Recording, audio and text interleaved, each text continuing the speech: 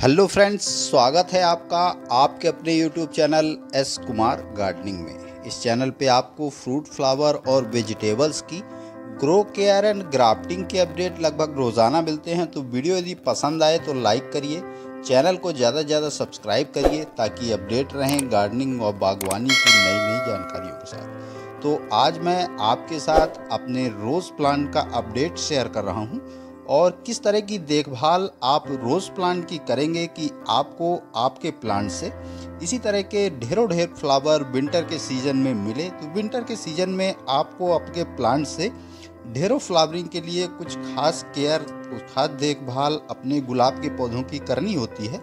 तो उन सभी के विषय में मैं आपके साथ बात करूंगा और साथ में कुछ छोटी छोटी टिप्स भी आपको रोज़ प्लांट के विषय में दूंगा ताकि आप भी आपके पौधे से अच्छी फ्लावरिंग ले पाएँ। तो वीडियो आप पूरा देखें ताकि आप भी अपने रोज़ प्लांट से विंटर अच्छे और बड़े साइज़ के फ्लावर ले पाएँ।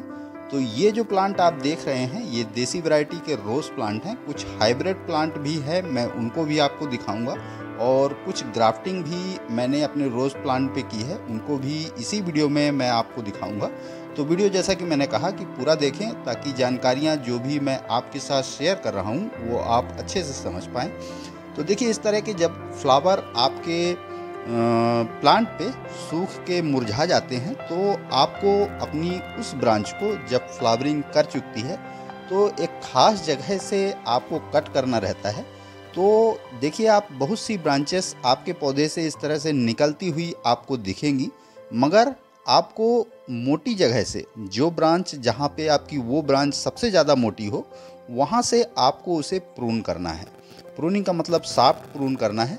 प्रूनिंग से होगा ये कि जब आप पतली ब्रांच से कोई न्यू ब्रांच डेवलप होती है तो उसमें छोटी साइज का और एक संख्या में कम फ्लावर आपको मिलते हैं, और जब प्रूनिंग आप मोटी ब्रांच से करते हैं तो वहाँ से जो सूट्स न्यू ब्रांच निकल के आती है वो उसकी मोटाई भी अच्छी होती है और उस पे फ्लावर्स की संख्या भी ज़्यादा होती है।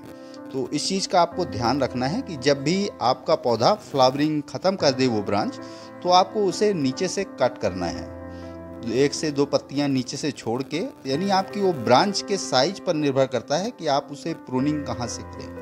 तो इस चीज़ का आपको ध्यान रखना है कि ब्रांच जहाँ पे सबसे ज़्यादा मोटी हो आपको 1 से 2 पत्तियां छोड़ के उसे प्रून करना है। टाइम टू टाइम जो फ्लावर आपके पौधे में सूख जाते हैं उनको आपको अपने पौधे से काट के अलग करना रहता है।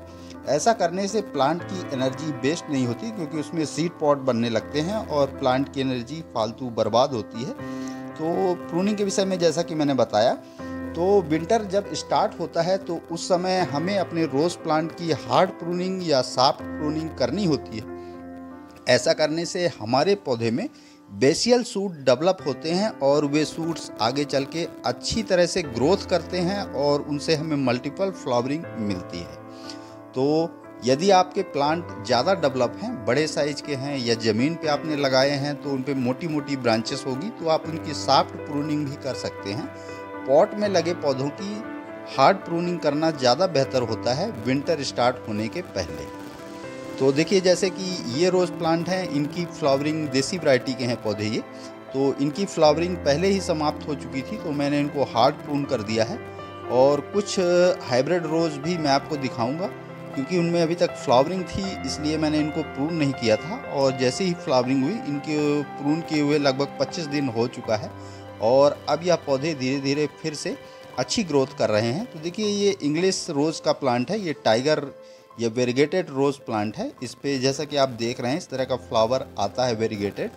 और कुछ और भी प्लांट मैं आपको दिखाऊंगा जिनकी हार्ड प्रूनिंग हमने की थी, और अब सभी में, चूँकि अब जब हार्ड प्रूनिंग करते हैं तो प्लांट के जहाँ से उसका नोट एरिया होता है वहाँ से बेसल सूट बहुत से डेवलप होते हैं, जैसे कि आप देख रहे हैं। तो यहाँ से जो सूट्स निकल के आते हैं तो वो पौधे ज़्यादा मोटाई के सूट्स निकलते हैं और उनसे हमें फ्लावरों की संख्या भी ज़्यादा मिलती है, बड़े साइज़ के फ्लावर मिलते हैं। ये जो प्लांट आप देख रहे हैं ये भी इंग्लिश रोज़ प्लांट है। इस पे ऑरेंज कलर का फ्लावर आता है जैसा कि आप देख रहे हैं। और बहुत ही सुंदर फ्लावर है। इसको मैंने इसी साल बारिश में परचेस किया था नर्सरी से। 2 प्लांट मैंने परचेस किए थे, तो उसमें से एक प्लांट ये है। इसमें अभी तक फ्लावरिंग थी, इसलिए फ्लावरिंग के पश्चात जब ये फ्लावर समाप्त कर चुका तो हार्ड प्रूनिंग के बाद आपको वाटरिंग का खास ध्यान रखना होता है, क्योंकि पौधे की जब आप हार्ड प्रूनिंग कर देते हैं उस स्टेज पे पौधे की वाटरिंग रिक्वायरमेंट थोड़ा कम हो जाती है। तो मिट्टी जब आपको सूखी सी लगे तभी आप इस पर पानी दें। देखिए ये जो प्लांट आप देख रहे हैं, जैसा कि मैंने आपको बताया कि इसको मैंने घर पे ही ग्राफ्ट किया था। इसमें जो रूट वाला हिस्सा है वो देसी वैरायटी के रोज़ प्लांट का है। तो पहले मैंने देसी वैरायटी के रोज़ प्लांट पे इसे ग्राफ्ट किया, और जब हमारी ग्राफ्टिंग सक्सेस हो गई तो उसके पश्चात एयर लेयरिंग करके और इस प्लांट को एक नया प्लांट डेवलप किया है। धीरे धीरे यह पौधा भी अब आकार लेगा। ये इसी साल डेवलप किया हुआ पौधा है, और जैसा कि इसकी भी हार्ड प्रूनिंग हमने कर दी है। और हार्ड प्रूनिंग के पश्चात ये जो प्लांट आप देख रहे हैं ये भी हाइब्रिड इंग्लिश रोज प्लांट है, और इसको भी हार्ड प्रूनिंग नहीं किया है। इस पर ऑरेंज कलर का येलो कलर का फ्लावर आता है, और जो इसके पहले मैंने प्लांट आपको दिखाया वो रेड कलर का, जिसको मैंने देसी वैरायटी पे ग्राफ्ट किया है, उसमें रेड कलर का फ्लावर आता है। इंग्लिश रोज़ का प्लांट है।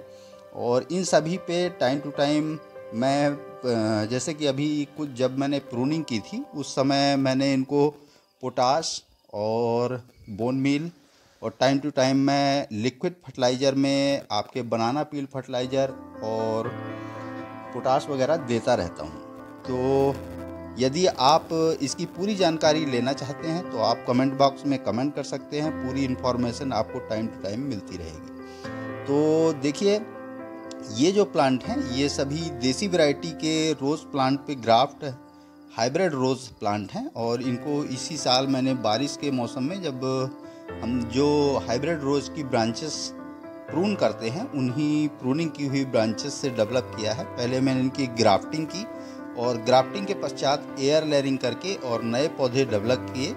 तो इनकी ग्राफ्टिंग का और एयर लेयरिंग का अपडेट मैंने आपके साथ शेयर किया था। यदि आपने नहीं देखा है तो मैं उसका लिंक आपको डिस्क्रिप्शन बॉक्स में दे दूंगा, आप वहां पे जाके देख सकते हैं। तो ये 5 से 6 पौधे हैं, और आगे चल के ये भी हमारे गार्डन में अच्छी फ्लावरिंग करेंगे। तो इनका भी अपडेट मैं टाइम टू टाइम आपके साथ शेयर करता रहूँगा।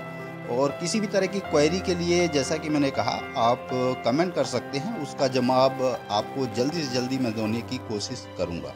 तो देखिए कुछ ब्रांचेस मैं खोल के भी दिखाता हूँ। ये देखिए बेहतर जॉइंट्स इन पे बने हुए हैं, और जैसा कि मैंने कहा कि इनका अपडेट भी मैंने आपके साथ शेयर किया था। सभी का लिंक मैं आपको डिस्क्रिप्शन बॉक्स में दे दूंगा। आप इनकी ग्राफ्टिंग, एयर लेयरिंग या किस प्रकार से ग्राफ्टिंग के कई तरीके मैंने रोज़ प्लांट पे कई वीडियो मेरे हैं, आप उन सभी के लिंक डिस्क्रिप्शन बॉक्स में मिल जाएंगे, आप वहां पे जाके देख सकते हैं।